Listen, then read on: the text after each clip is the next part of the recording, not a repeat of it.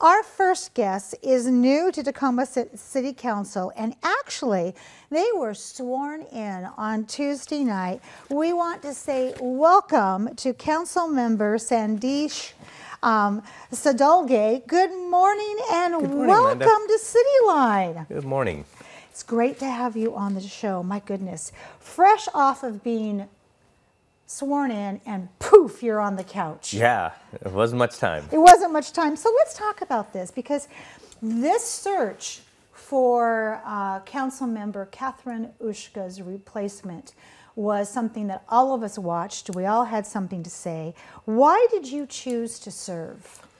You know, initially I was pretty hesitant because no one's gonna fill her shoes, and That's correct. I realized that as long as I told everyone I don't think I'm gonna fill her shoes, but I think I can make her proud, and I think I can help my neighbors out. When that happened, I just want to do something good for my neighbors and my part of Tacoma and for Tacoma as a whole. Well, and obviously you've been doing that because you made the top 6. How did you feel when you knew you made the top 6 from the initial 28? Well, I'm not gonna lie, I was a little surprised. I read through nearly every single application, and there's some phenomenal applications that came in. So just making the top 6 was already, you know, I was very surprised and honored and humbled. And then later on, after the interview, you're announced as the person. And you told me in the green room, you don't even remember your interview. You were so nervous. I was very nervous coming in. You know, the council chamber was full at first. I thought it was for me or the others that were there. I realized it was another topic that they were discussing. And I just went in, did my presentation, interviewed, did the best I possibly could, and I left. Be your own. You hightailed it out of there. I was so happy that I was the very first person, got to get it done, and then I got to leave. And then, boom, you heard that you are the new council member who is indeed trying to fill those beloved big shoes of Council Member Catherine Ushka. So what do you anticipate your top priorities will be? Because you live in this district, you're known for being involved, so you're not new to this rodeo. I mean, overall, I really just want to honor Ushka's legacy. I want to push the priorities of District 4. But for me, initially, in the short term, I really want to get to know more of District 4. And you can't be a council of one. No, you can. Boy, that's well said. And I would really, you know, I'm looking forward to forging relationships with other council members and understanding what their priorities are and how that helps District 4 and Tacoma as a whole. And to help push those priorities that are going to push us all forward. Well, as you know, Tacoma is very vocal. So if you get lost in those priorities, you know that we're going to like send you an email and go, hey, get back in line there. Emails, text messages, Facebook messages, everything. So let's talk about District 4, because I want people to get a really beautiful understanding as you have. What do you love about District 4? That's a great question. I'm from New York City originally. Okay. I had a job where I traveled quite often, and what I like about District 4 and Tacoma as a whole is the sheer amount of authenticity, character, history. Yes. Everywhere. You know, a lot of Middle America right now is defined by these gilded, gated communities. Oof. You know, where they almost take pride in being the haves and have-nots. But we found Tacoma to be so welcoming to us. My wife and I came here in our late 30s, and it's hard to make friends when you're older, and we really cherish the relationships we've made so far. I love that. Well, I got to have your wife on the comfy couch eventually too, so she can really spill the tea about you. Okay. Okay. Yeah, right. She's like, don't say yes to that.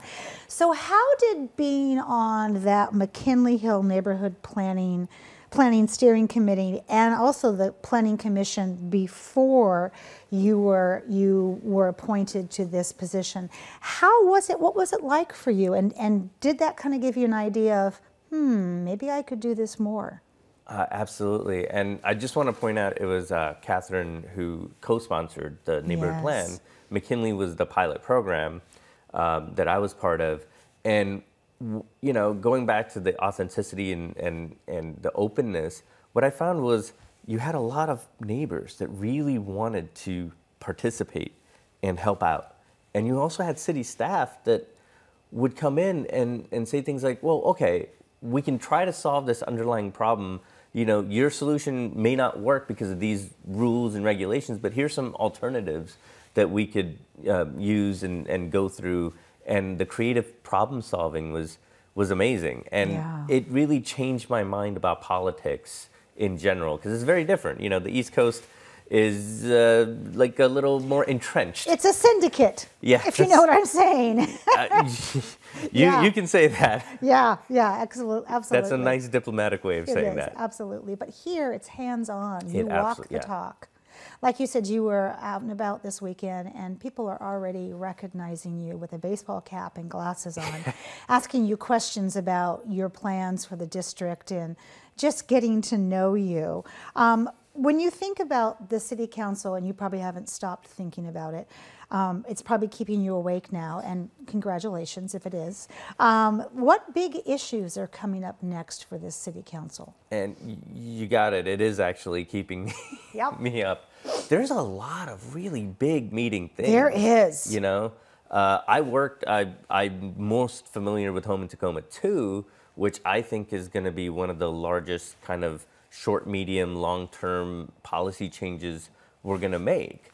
But just aside from that, we have the comprehensive plan, we have the budget, the biennial budget is coming up. There's a lot of really meaty things. I'm trying my best to get as much information and just be a sponge right now. Right. But I'm excited. I'm excited about, you know, doing impactful things and getting my neighbors involved with it. Yeah, and I know amidst all of that, the charter review just got laid out. So you're right. There are some big, heavy boulders coming down the road that you and the rest of the council members are going to be shouldering. Just for fun, and because I want to always put out public information correctly, would you say your last name for all the people who are listening who don't know how to pronounce it? Sure. It's pronounced Sadalge, so Sadalge. What does it mean? Oh, actually, it's like saying American or someone, you know, Tacoman or Seattleite. It means someone from a little village called Sadalgo. That's where my family's ancestrally from in India. I love that. So you never forget where you come from. Yes. That is perfect. So what has your first week been like for you besides being on Cityline? When you wake up, is your phone just blowing up nonstop? It isn't blowing up nonstop, but it is blowing up.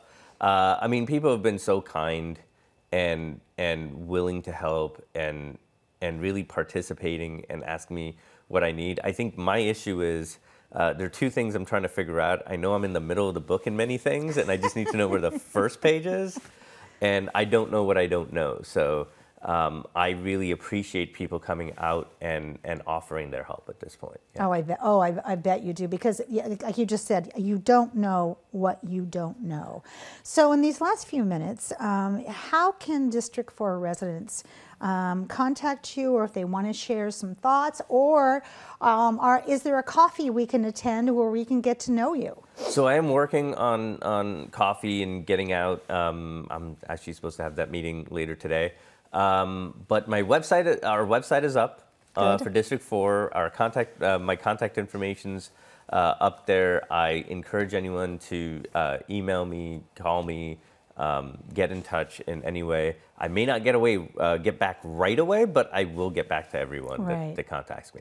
You know, and I want people also to know that, you know, you have an assistant, but that assistant is shared by how many other people? 3 other people. Right. So you do and you don't have help. So that's that plea of please be patient, because we give you as a new council member the world to change that little piece of your pie, but we don't give you a full-time person to do it. So you have to play nice. No, but they are amazing and they're very talented. So I'm very lucky. True. When you look back at the end of your appointment, whether you run again or you don't run again, because no one knows what tomorrow is going to bring, what's the one thing you hope you will have learned about serving publicly? I hope, you know, a year and a half, 18 months, whatever it is down the line, that people are proud of what I did and that I stuck to listening to my constituents, listening to myself, the values that were instilled in me by my mother, and that I did actually honor Catherine and her legacy, because this is her term, and Yes. I want to do it as well. You know, I'm not going to do it like her. No. She was great, but I hope she's proud too. Yeah, well, she's always going to be with us. So even though you only have a half of, or a third of a person to help you out, you got Catherine, and that's really all you need. Thank you so much for being here today, and I want to have you back on the couch sooner than later, okay? That would be great. This has been a great experience, and thank you for having me. Oh, you're welcome, and I'll see you in the council meeting. I'll be waving to you from like the 5th row, okay? I'm going to look for you. Okay, I great. need friendly faces. You do, absolutely. Stay with us, because coming up later in our show, we're going to introduce you to our Cityline Pet of the Week. And here's a secret. If you're a doodle lover, you won't want to miss this. We'll be right back.